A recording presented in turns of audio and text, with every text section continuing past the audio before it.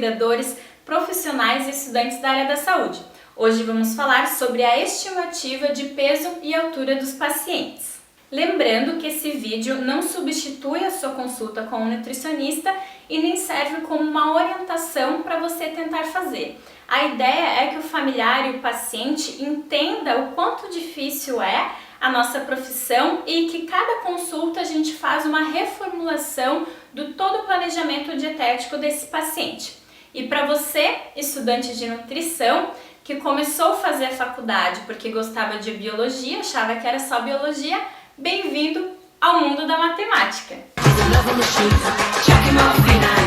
O primeiro dado objetivo que o profissional precisa ter numa consulta de nutrição é o peso e também a estatura do paciente, porque a partir desse dado que a gente consegue calcular qual que é o gasto energético desse indivíduo, se ele teve alguma perda de peso, se ele está com a necessidade energética aumentada. E é aí que vem o pulo do gato. Porque em um mundo ideal, o nosso paciente ele pode ser pesado e medido, ele está em pé, ele está caminhando, ele foi no seu consultório.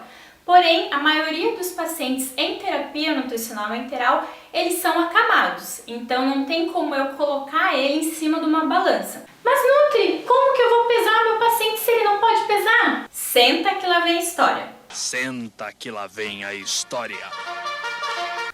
É aí que entram as fórmulas de estimativa do peso e da altura. Elas são inúmeras, essas fórmulas que foram criadas por pessoas muito inteligentes, é claro, há muito tempo.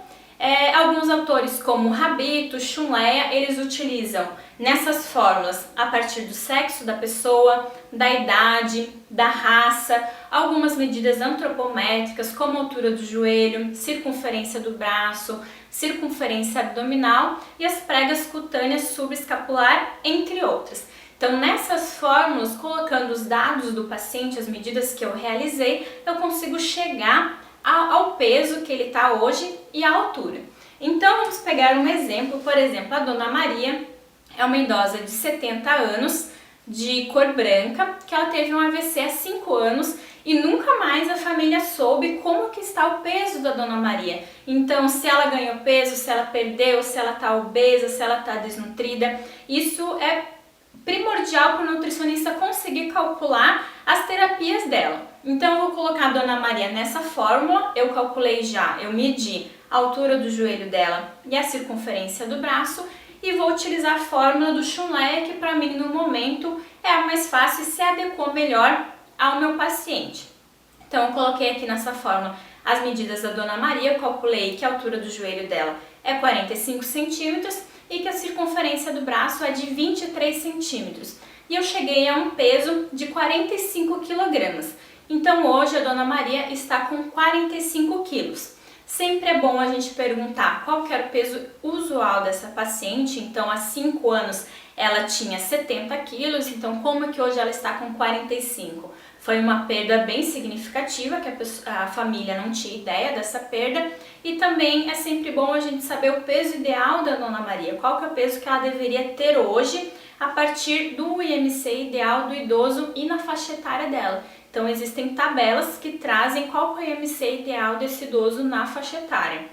Também existem IMC ideal para o adulto, tanto no sexo feminino como masculino. Então o IMC ideal feminino é 21 e o masculino é 22. Eu multiplico esse IMC pela altura ao quadrado. Então eu chego no peso ideal que essa pessoa deveria ter.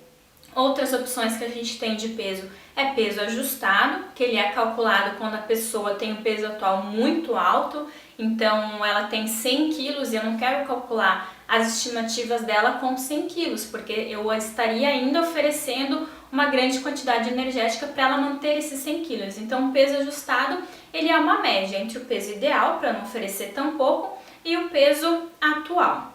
Outro peso também que existe é o peso seco, então é um peso que eu vou utilizar do paciente sem o edema que ele apresenta hoje, então sem o edema de pé, de tornozelo, de raiz de coxa. Então eu tento utilizar o peso mais próximo do atual possível. Outra medida que a gente tem que realizar também é a medida da altura.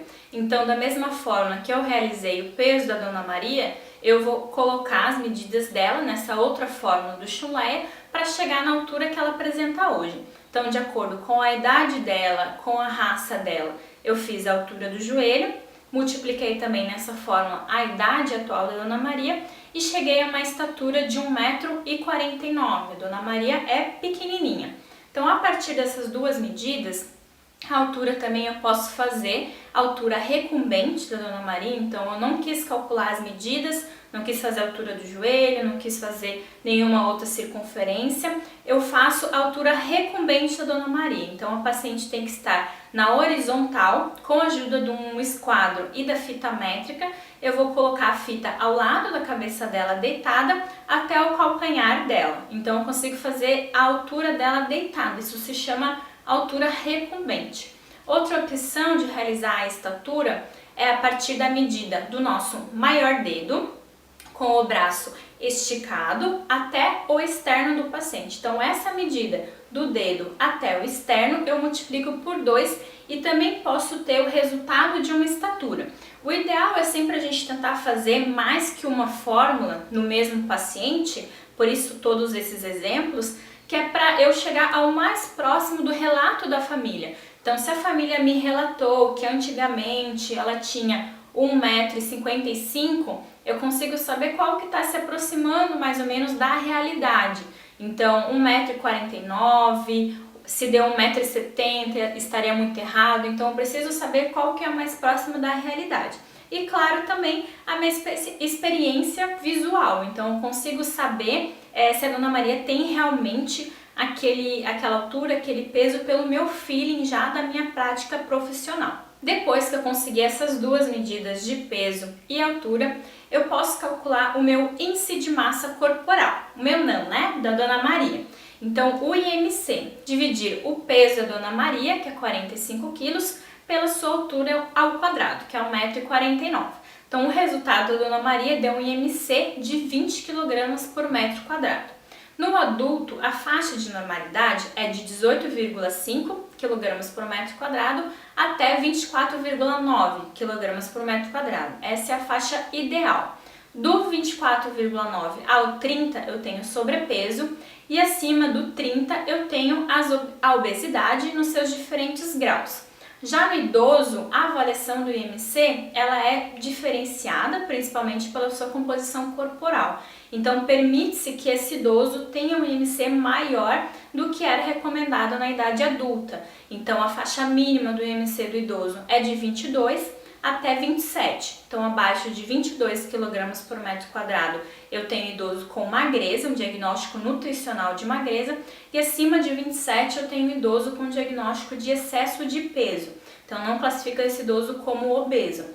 Ele apenas tem o excesso de peso. Então, a Dona Maria é uma idosa que ela tem magreza, porque o IMC dela é 20. O IMC, ele não é uma verdade absoluta, mas ele serve para nos nortear que tendência seguir no meu tratamento e, se possível, realizar a avaliação da composição corporal. E por isso, a importância da avaliação do nutricionista nesse paciente que estava esquecido essa parte antropométrica desde o evento que deixou ele acamado. Se você gostou do vídeo, deixe o seu like, se inscreva e compartilha para que ele possa chegar a mais pessoas que precisam.